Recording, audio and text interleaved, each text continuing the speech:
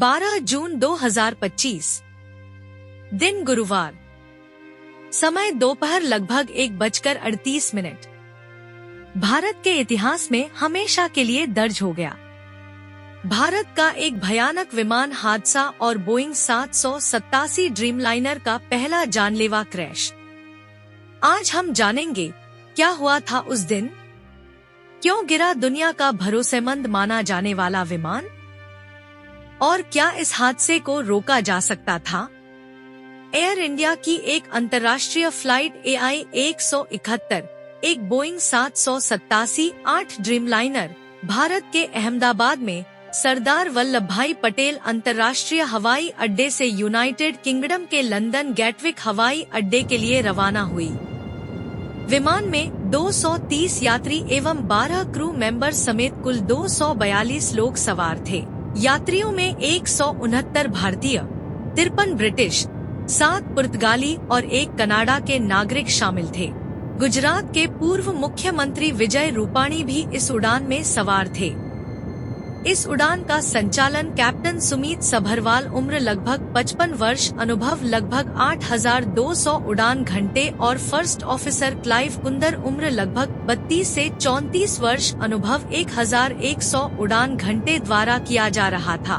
विमान रनवे संख्या 23 से स्थानीय समयानुसार दोपहर 1:38 पर लंदन गैटविक के लिए उड़ान भरी। विमान के एड-स्पीड ट्रांसपोंडर ने 625 फीट 191 मीटर की ऊंचाई दर्ज की, जिसके बाद संपर्क टूट गया। टेक ऑफ के 40 सेकंड के भीतर जब विमान केवल 625 फीट की ऊंचाई पर था, पायलट ने एयर ट्रैफिक कंट्रोल को मेडे कॉल भेजा, अर्थात थ्रस्ट नॉट अचीव्ड, फॉलिंग।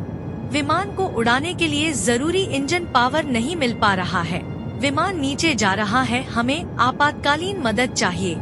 यह कॉल एयर ट्रैफिक कंट्रोल को तुरंत अलर्ट करने के लिए होता है ताकि वे रनवे खाली कर सकें, बचाव टीमें भेज सकें और अन्य विमानों को निर्देश दे सकें। और फिर विमान सिविल अस्पताल के पीछे बीजे मेडिकल कॉलेज के हॉस्टल के मेज पर गिर गया। बीजे मेडिकल कॉलेज अहमदाबाद का एक प्रमुख सरकारी मेडिकल संस्थान है और यह अहमदाबाद के मेघानी नगर इलाके में है।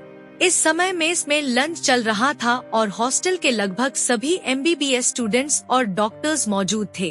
विमान गिरते ही एक जोरदार धमाका हुआ, फिर कई और धमाके हुए। धमाके की गूंज कई किलोमीटर दूर तक सुनाई दिया। आसपास के लोग पहले तो समझ ही नहीं पाए कि हुआ क्या है। किसी को लगा भूकंप है, किसी ने आतंकी हमला समझा, लेकिन जब लोगों ने देखा कि आग की ऊंची लपटें और गाढ़ा काला धुआं आकाश को ढक चुका है, हर तरफ अफरा तफरी मच गई। आसपास के लोग घटनास्थल के तरफ दौड़े।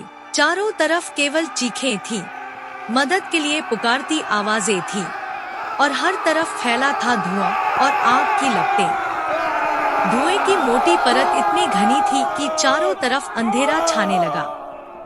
विमान विस्फोट के साथ टुकड़े टुकड़े होकर आग की भयानक और विशाल लपटों के बीच सैकड़ों इंसान एवं आसपास के जीव जंतुओं को जिंदा जलाने लग गया।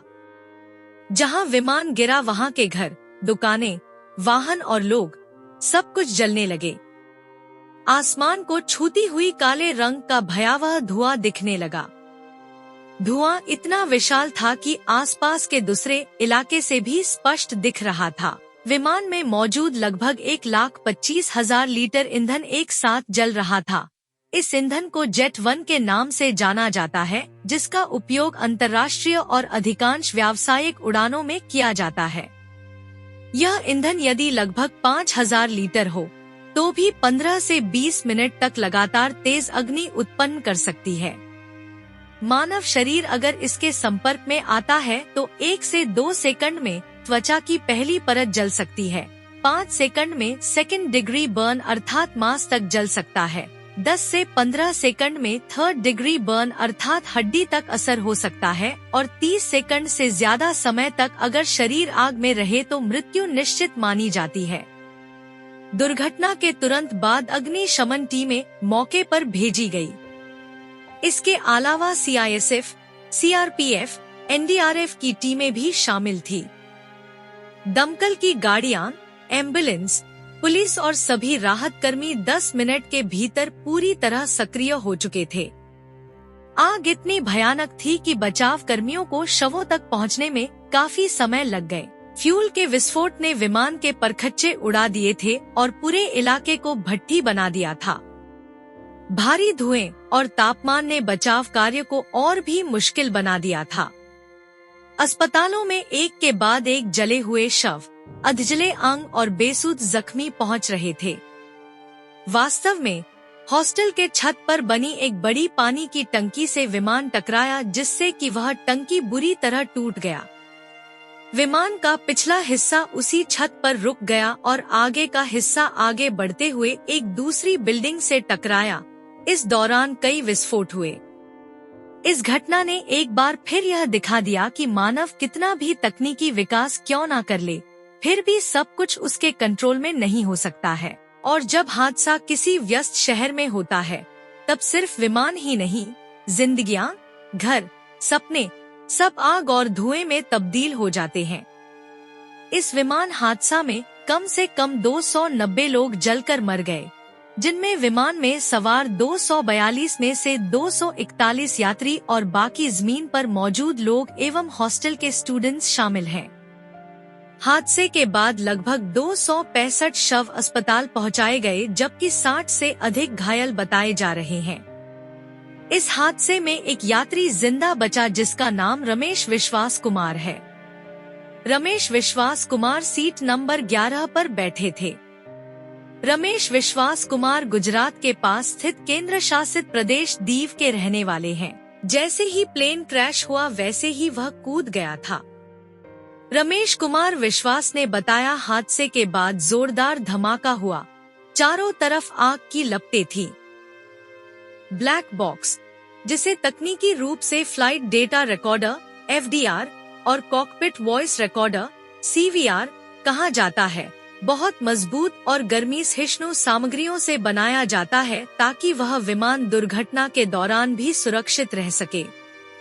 दुर्घटना के झटके, दबाव और आग से सुरक्षा के लिए इसका बाहरी खोल टाइटेनियम या स्टेनलेस स्टील का बना होता है।